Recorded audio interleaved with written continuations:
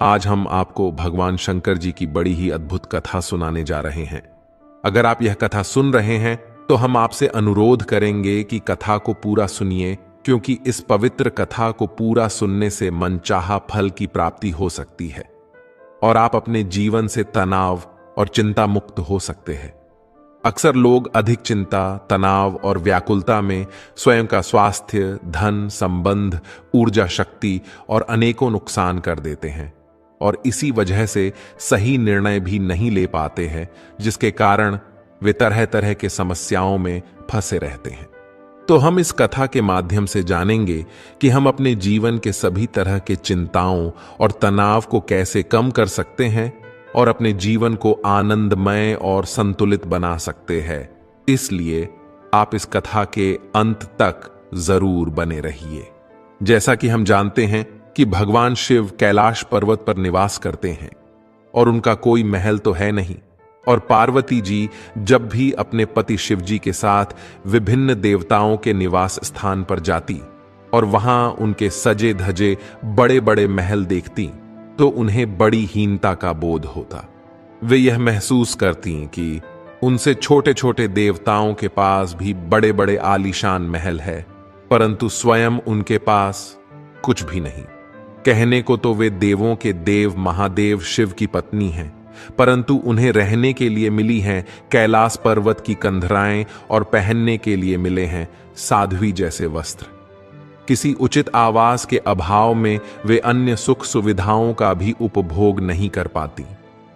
एक दिन पार्वती ने अपने मन की यह व्यथा अपने पति शिव से कह ही दी। सुनकर शिव जी मुस्कुराए, बोले, इसमें हीनता की तो कोई बात नहीं देवी।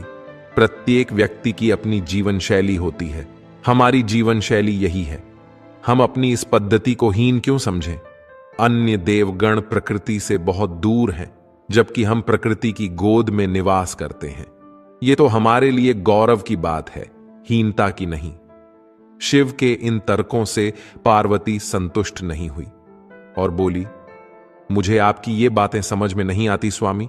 मुझे तो अपना एक आवास चाहिए, बहुत आलीशान और सजा धजा। शिव जी ने अपनी सहज मुस्कान के साथ उत्तर दिया, इसमें क्या मुश्किल है देवी? मैं अभी विश्वकर्मा जी को बुलवा देता हूं, उनसे जैसा चाहें वैसा आवास बनवा लें। विश्वकर्मा जी को बुलाया गया। पार्वती जी ने आदेश दिया, हमारे लिए ऐसा विशाल और आलीशान महल बनाओ जैसा विश्व में अन्यत्र कहीं भी न हो। विश्वकर्मा जी ने आदेश स्वीकार किया और निर्माण कार्य प्रारंभ हो गया। कुछ ही समय में पार्वती की इच्छा के अनुसार विशाल आलीशान महल तैयार हो गया। पार्वती जी प्रसन्न हो गई। गृह प्रवेश की तैयारियां होने लगीं। पार्वती जी चाहती थीं कि गृह प्रवेश के समय सभी प्रमुख देवता उनके यहां उपस्थित हों। शिव जी ने भी इसमें सहमति दे दी। सभी देवी देवताओं को आमंत्रण भेज दिए गए। गृह प्रवेश के समय सभी प्रमुख देवी देवता कैलाश पर्वत पर आए और उन्होंने उस महल की भूरी भूरी प्रशंसा भी की, परंतु विश्वनियंता ब्रह्मा जी खामोश रहे। जब सभी देवी देवता अपने अपने स्थानों पर जाने लगे तो पार्वती जी ने ब्रह्मा जी से पूछा, ब्रह्मदेव जी, क्या आपको यह आवास पसंद नहीं आया? ब्रह्मा जी ने आश्चर्य व्यक्त करते हुए पार्वती से प्रतिप्रश्न पूछा, मैंने ऐसा कब कहा देवी? आपके चेहरे की भाव भंगिमा कुछ ऐसा ही कह रही है प्रभु। पार्वती जी ने अपनी शंका स्पष्ट की। फिर ब्रह्मा जी को मौन देखकर पार्वती जी ने अपनी बात आगे बढ़ाई और कहा, आप कुछ संकोच कर रहे हैं क्या ब्रह्मदेव जी? स्पष्ट कहिए, क्या बात है?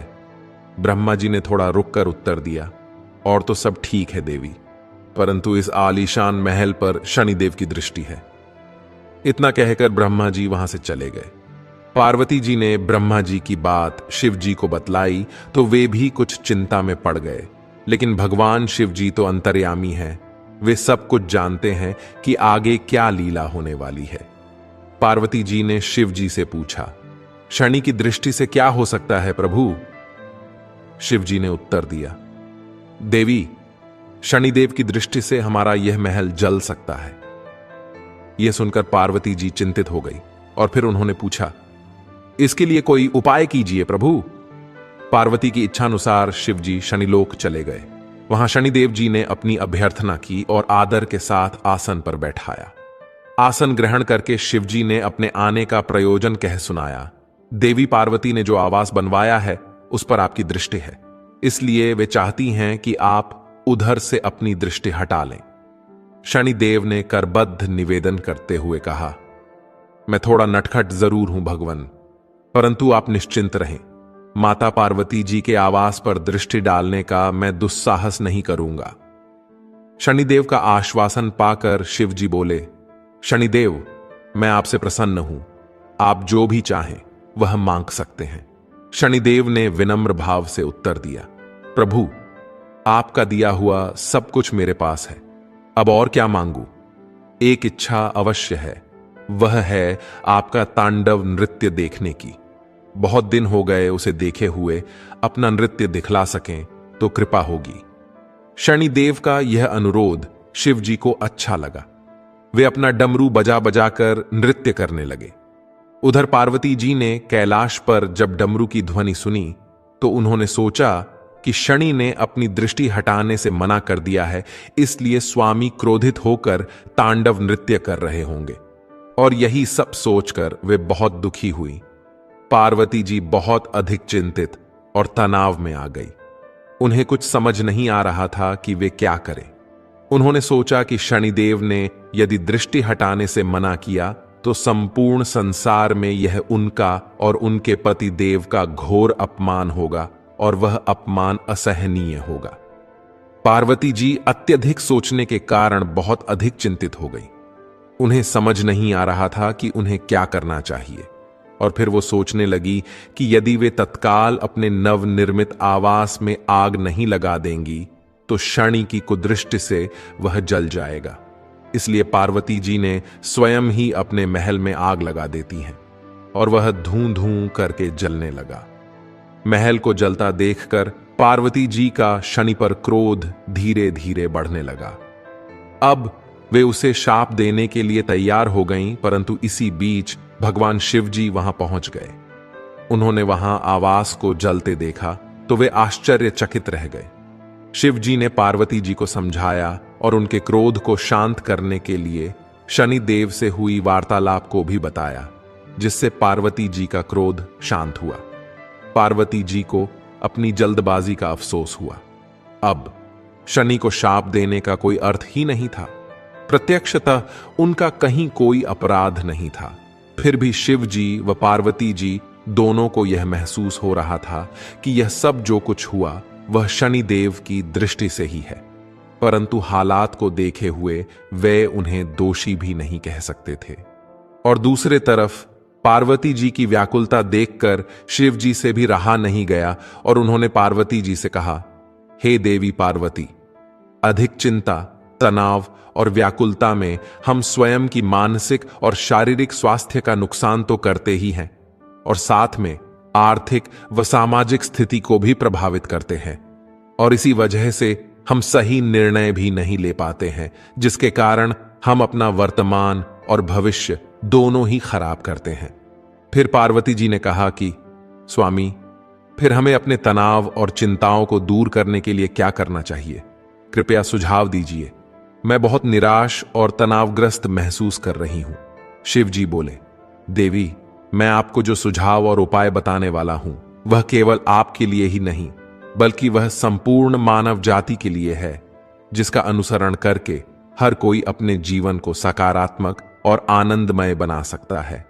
मनुष्य कितना भी चिंता कर ले, लेकिन जो विधि का विधान है उसे कोई बदल नहीं सकता है। इसीलिए चिंता करने का कोई अर्थ नहीं है। चिंता करने वाला व्यक्ति श्मशान में जलने वाले चिता के समान है।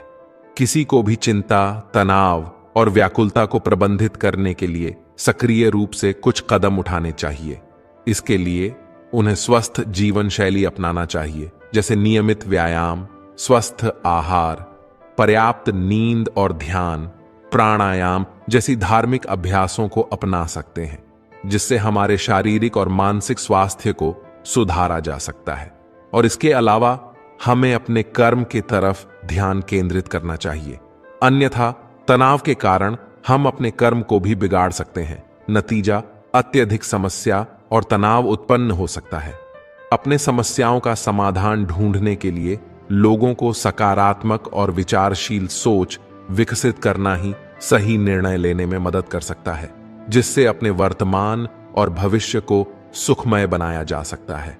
यदि आप बहुत अधिक निराश हैं और तनाव में हैं, तो आप परिवार और मित्रों के साथ संवाद करना, उनसे सहायता लेना और समर्थन प्राप्त करना भी तनाव को कम करने में मददगार हो सकता है। अपनी पसंदीदा गतिविधियों का समय निकालें और मनोरंजन का आनंद लें।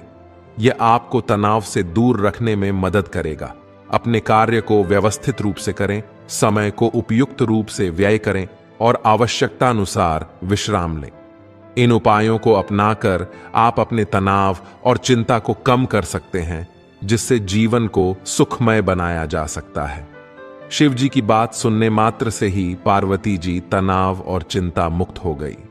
उम्मीद करते हैं कि आप सभी को यह वीडियो अच्छी लगी होगी। यदि आप चाहें तो इस वीडियो को लाइक कर दीजिए और चैनल को सब्सक्राइब करके नोटिफिकेशन बेल आइकॉन को क्लिक कर दीजिए। साथ ही वीडियो को शेयर कीजिए ताकि औरों को भी यह अमूल्य ज्ञान प्राप्त हो सके। हम आपके बेहतर